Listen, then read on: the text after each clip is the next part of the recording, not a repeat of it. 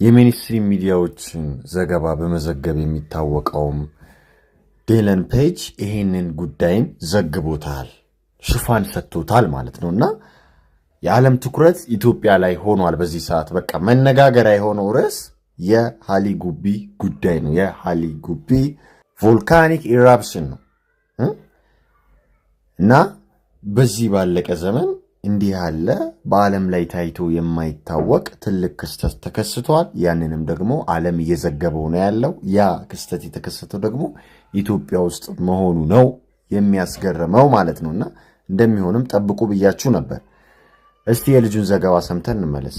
This has never happened before in recorded history. A whole country this morning woke up to the news I don't think they were ever expecting. For the first time in roughly 10,000 years, this volcano has come back from the dead. And not only did its explosion send ash up to 15 kilometers in the sky, which is significantly higher than commercial airplanes fly at, but this massive plume can be seen from space. Now, while fortunately the volcano is located in northeast Ethiopia, which is one of the hottest and least inhabitable regions on Earth, the emissions are so intense that they're now drifting towards neighboring countries as well. And this thing can be spotted in villages hundreds of kilometers away. Jeez!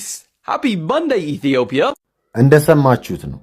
ከዛ ፍንዳታ በኋላ ደግሞ ያጭስ ሬድ ሲን ቀይ ባህርን ተሻግሮ አረብ ሀገራቶችን አልፎ ኢራን ገብቶ ህንድ ገብቶ ወደ ቻይናም እየተጓዘ ነው ያለው። እንደምታዩት ሮይተርስ Air India Akasa cancel flights after Ethiopian volcano erupts. You see? በቃ ይሄ ቮልኬኖ ፍንዳታ ከተፈጠረ በኋላ ኤር ኢንዲያን አካሳ በረራዎችን ሰረዘ ነው እየተባለ ያለው። በጣም የሚገርም ነገር እኮ ነው።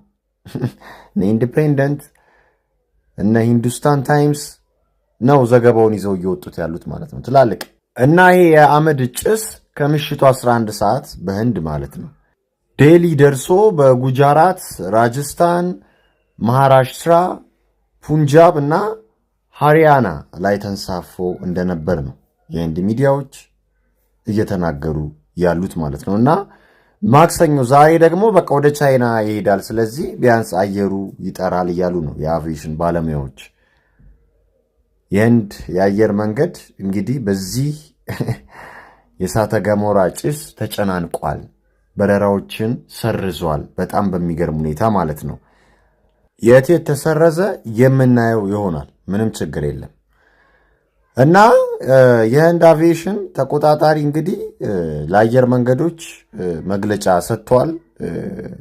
እንዲጠነቀቁ፣ ምንም አይነት በረራ እንዳያደርጉ፣ ሰማዩ ከጠራ በኋላ እንዲንቀሳቀሱ ተናግሯል ማለት ነውና 11 በረራዎችን እንደሰረዘ ነው አቪዬሽኑ ያስታወቀው። የተወሰኑት እንዲያውም ወደ ጅዳ፣ ኩዌት፣ አቡዳቢ የሚደረጉ ስኬጁልድ የነበሩ በረራዎች ቆመዋል። በዚህ ፍንዳታ ምክንያት ማለት ነው። በኢትዮጵያ እሳተ ገሞራ ምክንያት ማለት ነው። በኤርታሌው በሃይሊ ጉቢ ምክንያት አንዳንዶች 10,000 ዓመት ተጠብቆ ነው ይሄ ሆነው ይላሉ። አንዳንዶች ደግሞ 12,000 ዓመት ተጠብቆ ነው ይሄ ሆነው ወይንም ከ12,000 እና ከ10,000 ዓመት በኋላ ነው ሃይሊ ጉቢ እንደዚህ አይነት ፍንዳታ ያስተናገደው ለመጀመሪያ ጊዜ ይላሉ። እንግዲህ የራሳቸው ፍልስፍና ውስጥ ገብተው ማለት ነው። ዓለም ከተፈጠረች ምን ያህል ጊዜ ሆናት የሚለውን ታውቁታላችሁ። እና ስለ ኤርታሌ እኮ ከዚህ በፊትም ተነጋግረናል አይደል? የሳጥናኤል ጎል ኢትዮጵያ ቁጥር 1 መጽሐፍ ከቁጥር 39 እንዲህ ብሎ ይናገራል። ታላቅ ዘንዶ ኃይልና ስልጣን በሙሉ የልዑላችን ነው። ይህ ታላቅ ዘንዶአችን ከመጀመሪያው ለልዑላችን የተሰጠ ነው። ከላይ ስፍራው ሲመጣም የሱ ነበር። በመጨረሻው ጦርነትም የልዑላችን ዋና አጋዥ ነው።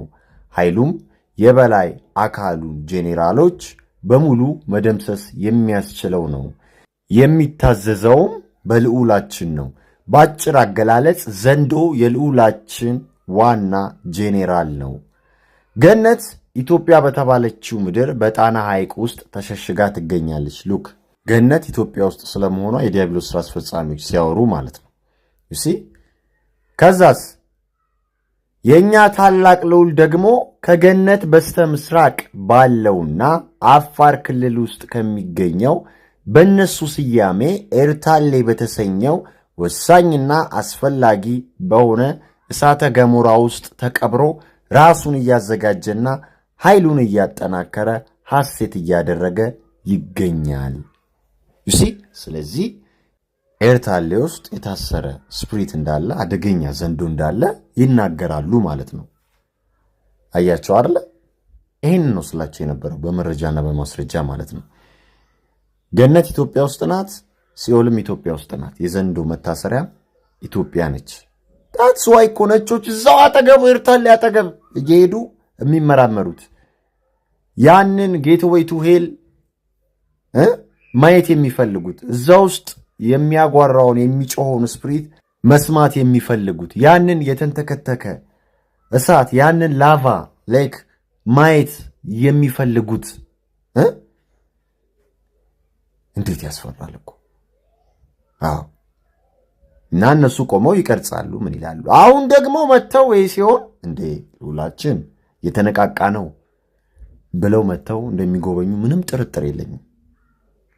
የጎብኚዎች ቁጥር እየጨመረ እንደሚመጣ አሁን በዚህ ሰዓት ምንም ጥርጥር የለኝም። አፋር ኤርታሌ ኃይሊ ጉቢ አካባቢ ማለት ነው። ምክንያቱም አባታቸው ዲያብሎስ ምልክትን እያሳያቸው ዘንዶ ምልክትን እያሳየ ስለሆነ እንዳየነው ባለፉት ቀናት እዛ አካባቢ ሀገራት ከበው ቁጭ ብለዋል እና ለዚህ እኮ ነው ፓወርፉል የሆነ በዓለም ታይቶም ተከስቶም የማይታወቅ ቮልካኒክ ኢራፕሽን የተከሰተው።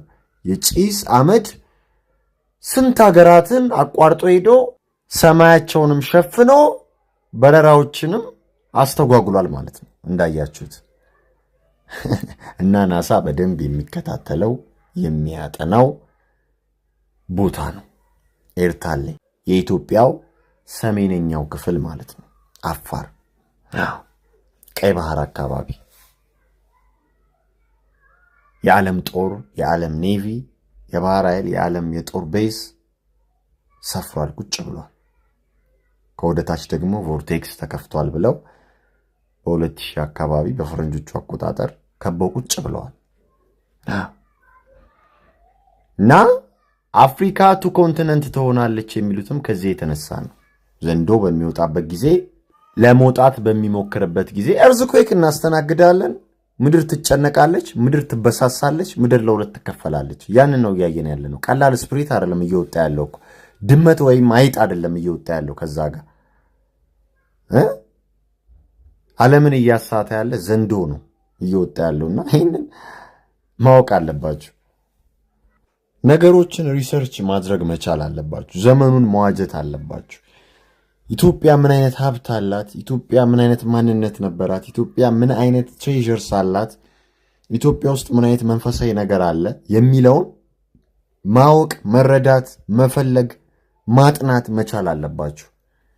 ከየትኛውም ሀገር በላይ በክርስትና የቀደመች መንፈሳዊ ቦታ የሆነች ዓለም ሁሉ አይኑን የተከለባት ሀገራችን ምን ቢኖራት ነው ብላችሁ ለምንድን ነው የማትጠይቁት?